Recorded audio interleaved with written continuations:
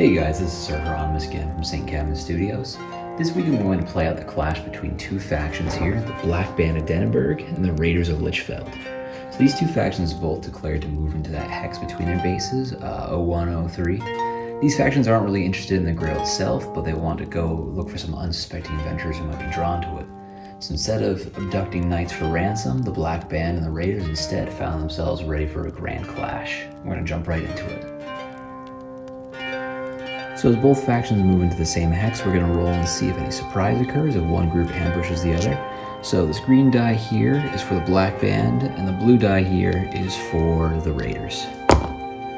And no surprise occurs. That makes things a little bit easier for us.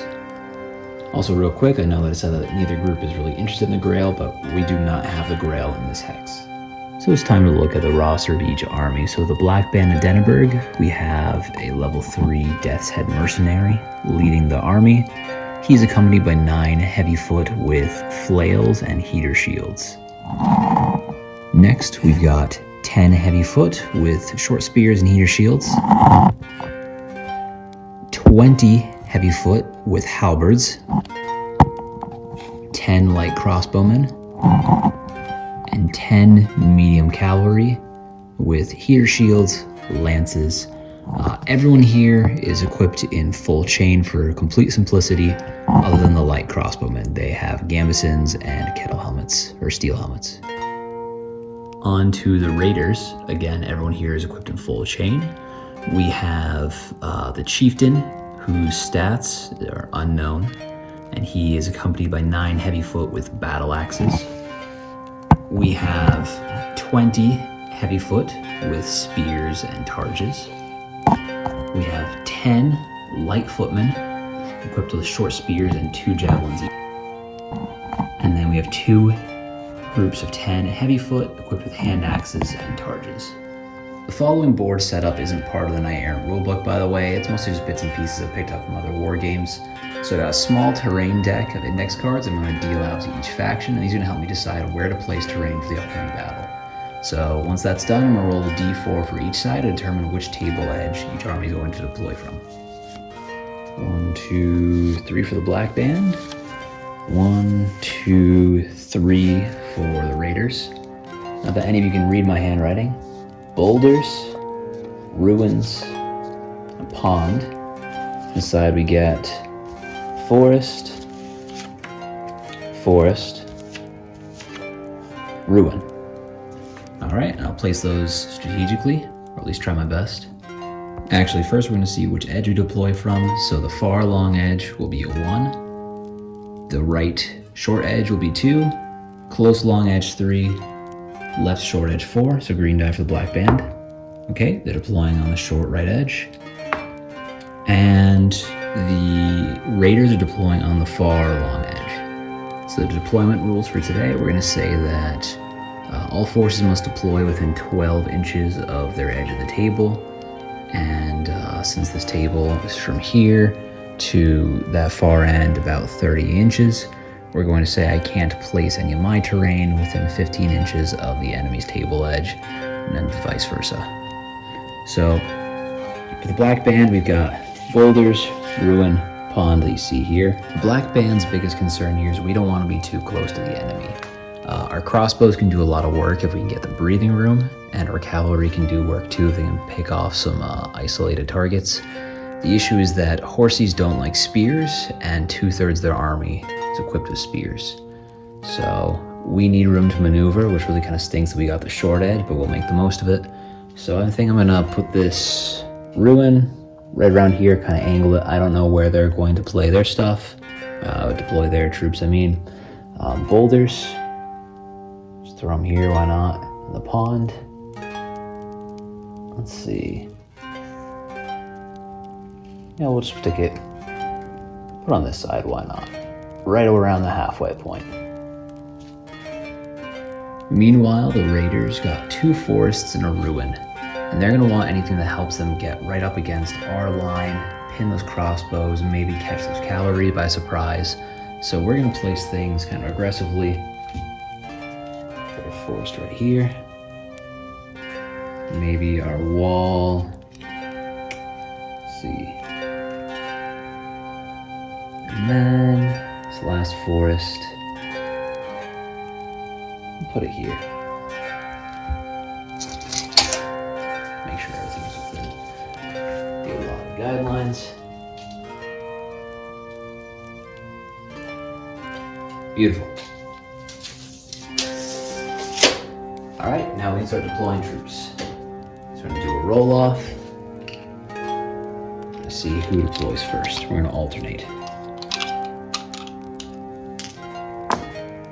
Okay, so the Raiders win. I rolled a 3, and the Black Band got a 2. So I've got my tape marking out 12 inches, just showing where I can deploy from. I'm gonna start with just one of the spearmen. We're gonna put him right outside these woods. Onto the Black Band. We're gonna place their spearmen. Make sure everything's within limits. Put them right around here.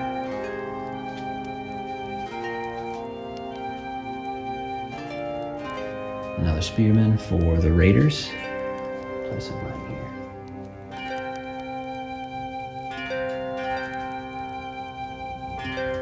I'm going to need my spears, so I'm covered with this halberdier right here.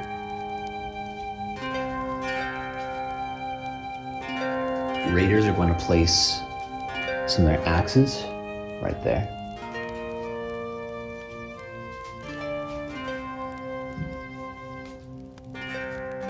Black Band's other halberdiers right here.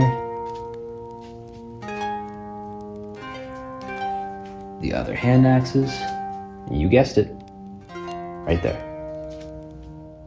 The Black Band is going to put their crossbowmen practically out of frame right here in the corner, as far as possible. Oh, actually that is out of the frame. About as far away as we can get them. We want them to have a long and fruitful life of despoilment. And the Raiders are going to take their javelin guys, the Lichfeld, stick them right behind this wall here. Black Band's cavalry is going to go on this far side now, right about there. Now for the leaders. The Raiders' chief is going to be back here in the forest with his elite troops, and the Black Band's leader is going to be embedded right in the middle of this blob. Now we should be good to go. Roll for initiative. Rolling off, and the Black Band wins initiative for the move phase for turn 1. So right off the bat, I realized that I've completely outplayed myself. I'm not a chess player for very good reason. So my medium cavalry is in range for a charge. So medium cavalry is going to charge this unit of heavy foot for the Raiders. We're going to do a standard move on this whole blob of infantry here. With chain, they have a move of 9, so they're able to get in as well. And then our crossbow, I should have did that order. Well, I'm off to a good start. I was supposed to declare missiles before declaring move. That's quite alright. We're just going to say that these mercenaries saw some easy kills, got hungry for gold, hungry for glory, went right in and ruined the crossbow's shot. So these guys are going to have to hoof it up, and we're going to try to take a better angle to see if we can get some of those spearmen as they try to come in and support their otherwise defenseless heavy foot. So with Gambeson, we got a 12-inch move. I'll put you right about here. So onto the Raiders portion of the movement phase, we're going to respond in kind with the Chieftain, moving out and around, try to outflank these cavalry. Over here. These spearmen will advance.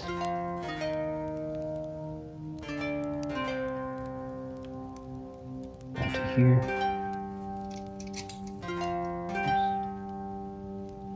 The spearmen will advance this far. And then our Lightfoot will also come forward.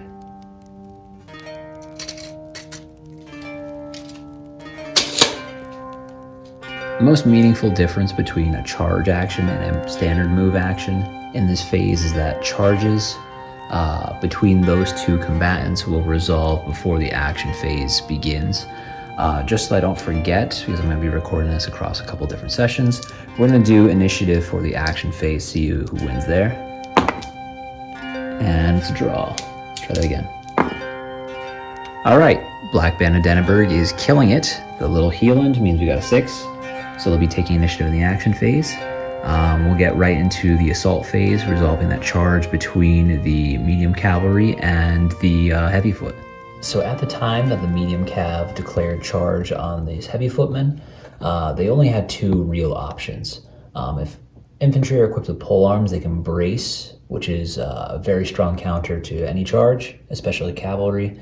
But in this case, since they're equipped with hand axes, they can't brace their weapons. Their choices are to fall back or to countercharge. Now, if they were to fall back, these cavalry could still pursue them and finish the charge move. They had plenty of space to finish it. They had an 18-inch move. So these heavy foot are going to die like men. They're going to countercharge and engage the horsemen.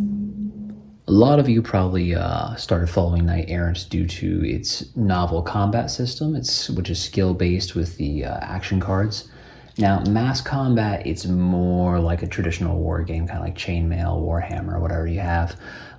So in this case, where 2 forces are colliding, they have their base action pool or kind of hand of cards as they normally would if they're fighting man-to-man. But in this case, we're using those cards, kind of weighing them as a kind of expansion to their stat sheet. So where men can guard and attack, they've got 1 attack, 1 guard in their hand, as well as 1 feint, 1 evade, 1 grapple, what have you. So those weigh into mass combat a little bit differently. So grapple and feint kind of weigh into a fighter's ability to outsmart someone in mass combat. And then you have their morale die, which for man without a knight in his retinue is a d6, or his unit is 1d6. So those cards, which would represent your ability to outsmart your foe, is weighed against morale, which represents discipline in a large battlefield. So in this case, where each man has a grapple and a feint, those 2 are kind of compared against that morale die. And so essentially, if you roll a 1 on your morale die against someone's attack in mass combat, any guard that you were able to do fails, and that attack goes through. So in this case, we have 10 cavalry charging as 10 heavy foot, and any roll of 3 or below will be a failure here. We got 1, 2, 3, 4 failures. So 4 heavy foot die on the charge. Lance's damage is tripled on the charge, with the base damage of 1 and the average man's health being 3. There's no way they could have survived that one. And just to clarify, the Lance's completely insane AP value of 5 negates the armor save of Chainmail. So the 6 survivors of that heavy foot band are now going to deal their attacks against the medium cavalry. So hand axes with an AP of 1, attacking into them. Each roll now 3 or below will be a failure, and we'll go to an armor save. We have we have 5 failures. Maybe some good luck for these guys, we'll see. So 5 failures, this goes on to armor save, AP 1 into Chainmail's 2-up save, so that means they need to roll a 3 or higher now to be spared from damage. Okay, only 1 goes through, unfortunate. Roll for damage, 3. Okay, they kill 1 knight. So we have, cavalier. So 4 heavy foot died and 1 cavalier died in the assault phase. And now we're going straight into the action phase. All right, in this action phase, we are going to absolutely blast the raiders, everything we got.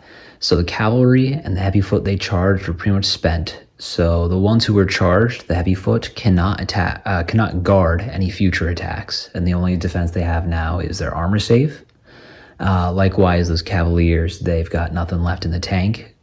So when it comes around to the raiders in the action phase, they've got some good shots into the cavaliers. So I'm going to declare everything simultaneously, and then we'll start rolling just in the spirit of fairness. So we're going to have the spearmen attack into these heavy foot who are battered up. We're going to have our leader attack into these heavy foot. And these halberds are going to be just the first, or sorry, there's no ranks for them. There's just only 10 guys. We're going to have the halberds then attack into here as well because they've got the 1-inch reach on their pole weapons. And then these polemen here are just going to stand. These halberdiers are going to support, give their attacks into these heavy foot. And these halberdiers are going to circle around and get into engagement range with this unit. However, due to moving in the action phase, they'll be unable to attack this turn. Once again, I forgot to declare any missile attacks. So crossbowmen here are going to be shooting into those heavy foot, and these javelins are actually going to be throwing into these halberdiers, and this will resolve before the action phase commences. With all appropriate modifiers, these light crossbows are going to be hitting on 3 and higher against their targets. 2, 3 misses, so 7 hits. Now, as a general rule in mass combat, targes negate 50% of incoming missiles. So we're going to say that we've got 3 that get past that initial block, and now we're going to see how armor protects them here. So light crossbows, AP 1, chain is a 2-up save, so we're looking for 3s and higher to protect these guys. And we got 1 failed save. All right, no issue. Roll for damage. That's cocked. We'll try that again. Okay, that's 1 dead. And now any source of piercing damage does have a unique rule here where on a roll of 6, you can actually negate a successful armor save. No such luck. That's fine. We got 1 of them. Now it's time for a hail of 10 javelins right into those halberdiers. I want to see something good. So we're looking again for 3 up to hit. Oh, jeez, look at all those misses. Okay, we got 5 hits. And now we're going to do AP 1 on a javelin. Actually, let me double check that. We are just narrowly in the javelin's short range of 1 to 4 inches, which means that these attacks are AP 2. So chain is looking for 4 up to save.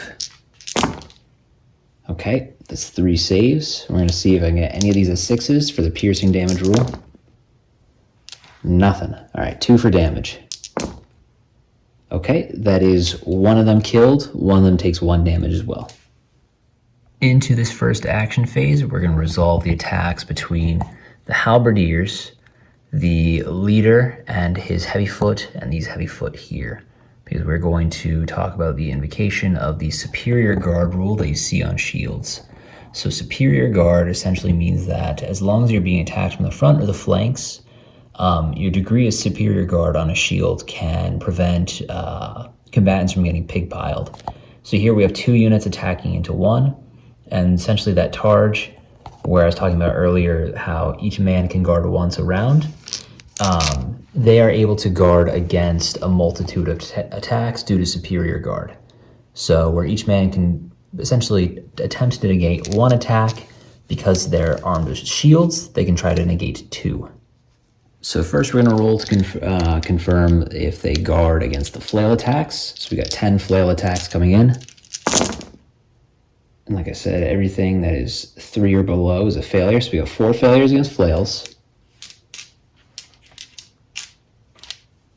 Flails are AP 3, which is pretty tough against their chains. So they have 5 up for success. Hey, that's pretty good. All right, 1 gets through. Damage. Okay, doesn't kill a guy, but he's pretty hurt. Now we're going in with those halberds. We're able to block against those. It's only 9 attacks, because 1 died in the shooting portion of the action phase. All right, that's a lot more failure this time around. And it is 1, 2, 3, 4, 5, 6 failures. halberd being AP3, so now we've got 5 up saves. 3 saves. 3 failures. Damage on the halberds. Ooh, damage on the halberd is a D8. Alright. Damage rolls. That finishes off the one who was wounded earlier. That kills another. That kills another. Oof. 3 down. 10 spear attacks into the 6 remaining heavy foot who are charged by the cavalry. Remember, they cannot guard here because these are 2 different instances of which attacks are declared. They're technically across 2 different phases of the fight. So we're just rolling armor saves for these guys. Spears are AP1 against a save of 2, so we're looking for 3 up. 1, 2, 3 failures. And then I get to roll all of these again to see if I can get a 6 on any of these. Holy moly, that's 4. All right. So now 7 rolls for damage. Dead, dead, dead, dead, dead. That's not good. So at the end of the Black Band's portion of the action phase, we've nearly wiped out 1 unit of heavy foot, and we've whittled down a couple others. This is looking pretty rough for the Raiders, but they have 3 units that are still unengaged. We'll see what they can do. All right, I have faith in the Raiders for this portion of the action phase. So we're gonna move these heavy foot as far as they can go. This is almost an engagement range of those crossbowmen. We're going to move these heavy foot. Move them 4 to this edge of the boulder. And 5 in should get them behind this unit. And the javelins are going to remain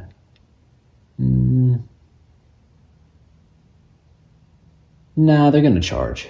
Not charge, sorry, but they're going to close this gap. And see if we can take a couple of guys out. And last but not least, the chieftain and his units with battle axes are going to engage these horsemen from behind.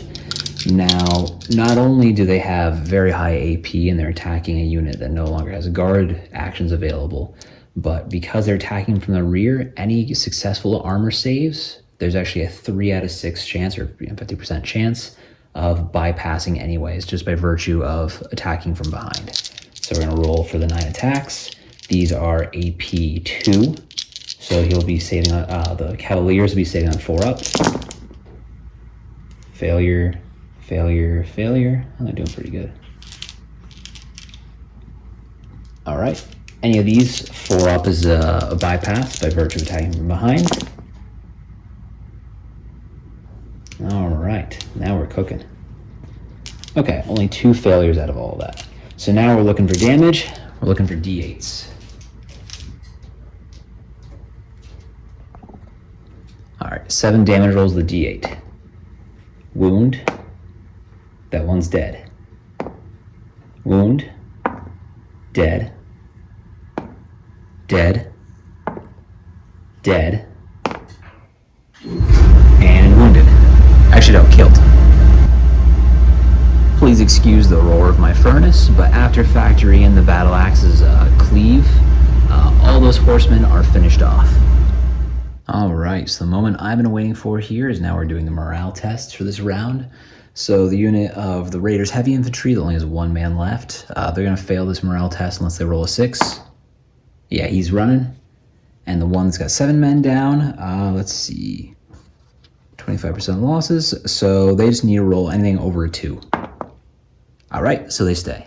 Round 2, movement phase initiative. And it looks like the Black Band comes out on top. Okay, so we're going into round 2, shooting and magic phase. So no one's going to be shooting in this phase, and much to the entire Black Band's horror, the chieftain of the Raiders is beginning to cast a spell. All right, so this movement phase isn't going to have a whole lot of movement because mostly everyone is engaged already. These crossbowmen, they're going to run off the board and get the hell out to live another day. our leader started giving glorious speeches about fighting to the last man, and all he got back was that mercenary stare. So we are going to see these guys leave. Everyone who's engaged is going to be fighting during the movement phase, and then we'll jump into the action phase. All right, so the black band's 2 units of heavy foot here have just turned to face the enemy in the rear, and this unit of the Raider Spearman is moving up to help out his buddies, and that will bring us right into the action phase. Action phase initiative, and the black band wins again. The black band's action phase will be very straightforward. These halberdiers are going to try to do as much damage to the chieftain and his unit as possible. These 2 units of heavy foot are going to try to crush this heavy foot behind them. And then our leader, with all of his heavy foot equipped with flails, are going to try to mop up this damage unit here. So we're going to do those 10 halberd attacks into the chieftain and his men. So these are overhead attacks of the halberd. This is AP3. Now, this is going to be up against the unit with their knight embedded, so the morale is increased to a D10. So we're going to have to try pretty hard to crack through that. So we're going to be looking for 3 ups on a D10 as their sort of guard action.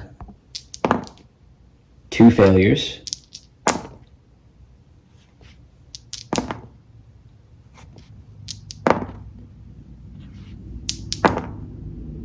Okay, 3 failures out of the batch. After taking into effect the halberd's AP, they get a save on a 5-up. We have 1 success, so we're going to do 2 rolls for damage. That's a kill. That's a kill. All right, 2 of the heavy foot with battle axes are slain. All right, so 9 halberd attacks from here into the heavy foot. They need a 4-up to make the guard. 1 failure, 2 failure, 3 failures. Okay, 3 failures. Now 3 armor saves, a 5-up. Okay, 2 successes. 1 attack goes through. D8 for damage. And that's 1 kill.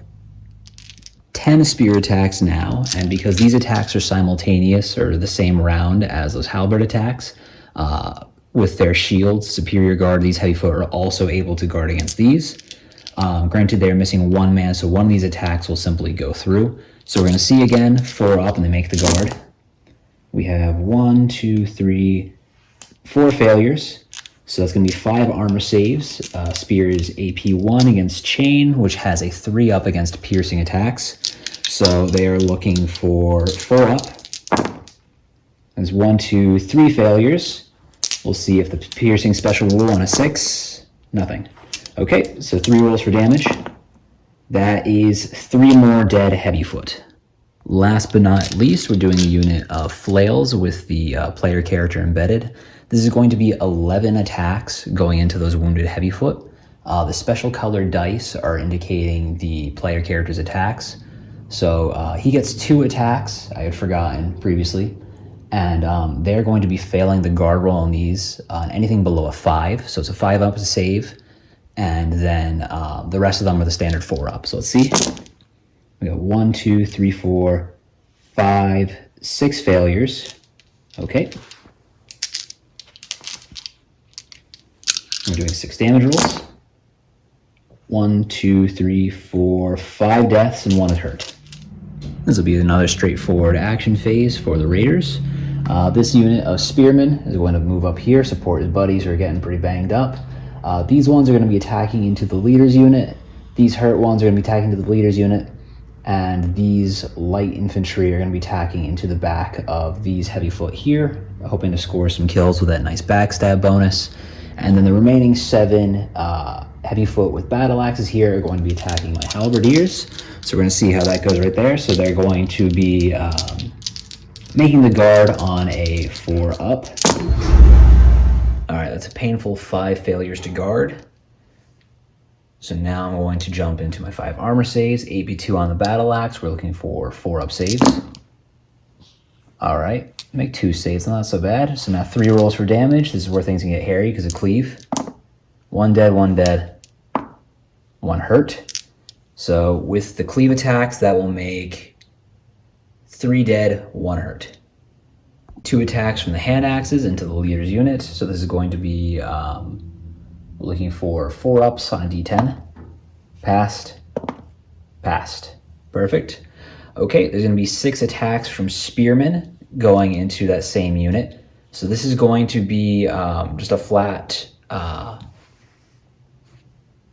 Alright, so I have 6 attacks coming from behind from those spearmen. Now I'm not able to guard against these because they're coming from behind. Piercing damage has the flat 1 in 6 chance to bypass an armor save. Plus you have the 50% chance to bypass an armor save for these attacks from behind. So I'm going to roll my saves. It's AP 1. So we with chain being 3 up against piercing. So there's going to be 4 ups. Okay, I pass 4 of them. But now we're going to roll those again and see if they cut through. So with all that being said, I'm looking for 5 ups now to confirm. So I passed 2 of those. So 4 attacks go through. Roll for damage. Dead, dead, dead, hurt. Okay, so he's lost 3 heavy foot with flails. And lastly, these are going to hurt. The 10 attacks from the spears from behind, again against chain. So we're looking for 4 ups. Okay, I passed only 3. I'm gonna roll these again now. I need 5s to confirm. All right, we've saved against 1, so that's 9 rolls for damage. Let's hope these guys can survive. Oop, that doesn't count. Dead, dead, dead, dead, dead, dead, dead. 1, 2, 3, 4, 5, 6, 7. All right, they are down to 2 men. That hurts. And at the tail end of this action phase, again, much to everyone's horror, the chieftain casts a spell, and we have the entry of 10 zombies right around here where their comrades had perished. And those are going to be a royal pain in our back. Morale tests all across the board. All right, so we're going to do a morale test for this unit, which is in pretty rough shape, as well as this. They both need a 6 to stay on the board. Neither of them stay. They are hightailing it out of here. All right, the battered heavy foot for the Raiders and the battered heavy foot for the Black Band just both need a 3 up. All right, we both make it. And now the leaders of the Black Band, we are looking for a 3 up as well. All right, we make it. Round 3 initiative. This is not looking quite so good for the Black Band anymore. And they've lost initiative. Not good. Alright, so the Raiders units who are engaged will stay engaged. This light infantry is going to charge into the leader, but he is going to countercharge. So we're going to meet in the middle. And who knows, maybe this will be his ticket out of here. Now over here for these units who are engaged, the Raiders get to attack first. That's going to be 16 spear attacks into the Black Band spearmen. Now on account of superior guard, because they have shields, they get a chance to guard against all 16 attacks. So we are failing these on 4 ups. Or sorry, we're passing these on 4 ups. So we have 1, 2, 3, 4, 5 failures. I gotta roll 4 more dice for the extra 4 attacks. They make all those. Pretty miraculous. All right, so the 5 failures, they get a 4 up armor save. Okay, and they make none of those. So 5 damage rolls. Dead, dead, dead. So 3 of them die. And they are down to 7 men now. 1 is injured as well. 7 battle axe attacks into the halberdiers. On our 4 ups for a guard, 2 get through. 4 up armor saves. We make them both. Rock on. 10 spear attacks into the leader of the Black Band. I know I should have done this first, but it really doesn't matter, at least in this case. So, holy crow, we only pass 1 of those. 1 guard. That's not good. All right, 4 ups. Eesh. Okay, that's another 6 failures, and then I have to roll to see if the special roll for piercing goes through on this. None. All right, so 6 rolls for damage. Dead, dead, dead. All right, the leader has lost all of his support, and it is just down to him. No bueno. And on his charge attack, he gets 2 attacks. Let's see if they go through. 4 up. Actually, these guys don't even have shields, so they're unable to guard against his flail. So we're going to roll to see if they at least go through the armor. This is going to be 5 up saves. The pass 1. Okay, damage roll. And at least he kills one of them.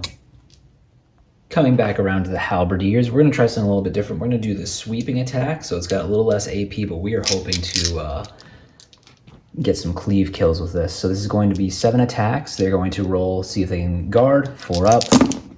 Okay, so they fail quite a few of these. They fail 5.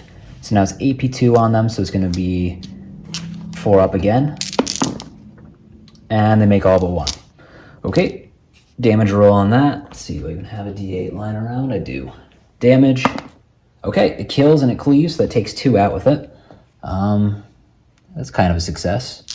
We're going to jump over to these 10 spearmen here. See if they can get anything done. They're going to be attacking this wounded unit. So it's 10 attacks. On account of superior guard, they get to get that roll against all of them, so 4 ups. Okay, they fail 3 of these. We're going to see now for AP, so that's 4 up again. Okay, they pass 2. Let's see if I can get piercing rule. I got 1, okay. So 2 damage rolls, and that kills 2 of them. All right, doing a little bit of damage. Zombies always act as if they lose initiative, so now it goes over to the zombies. All right, zombies are attacking from behind, so we got no guard rolls. So we're gonna do a bunch of 2-up saves.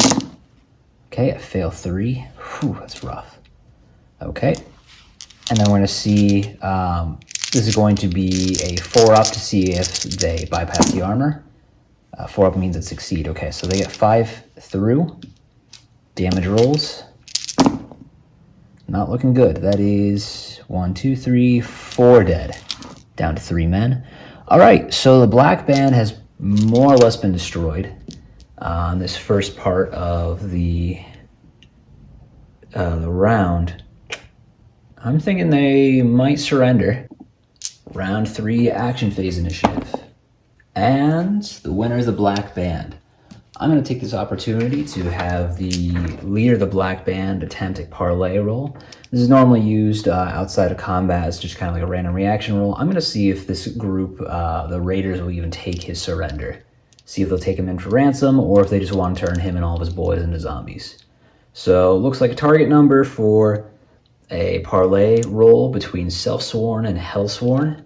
We're looking for a target number 4. I get 6 dice to roll this, and I'm looking for 4 successes or more.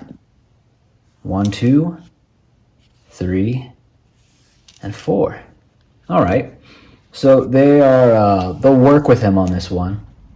Probably not get all of the conditions of his demands. So it sounds like maybe they'll turn all of his boys, the less valuable troops, into zombies, but they'll keep him alive because the ransom on a level 3 knight is quite nice. And that marks the end of the battle between the raiders of Lichfeld and the Black Band of Denneberg. What a sad, sad day to be mercenary, and what a great day to be a secret servant of hell. You were gone, you were gone, and you are going away for a long time, buddy. And so the leader, the Black Band of Denneberg, is paraded away, and his former hirelings are reanimated as shambling corpses, puppets for this dark necromancer behind him. He will not forget the treachery of the crossbowmen who failed him, nor will he forget the foolhardiness with which he charged these foes who he gravely underestimated.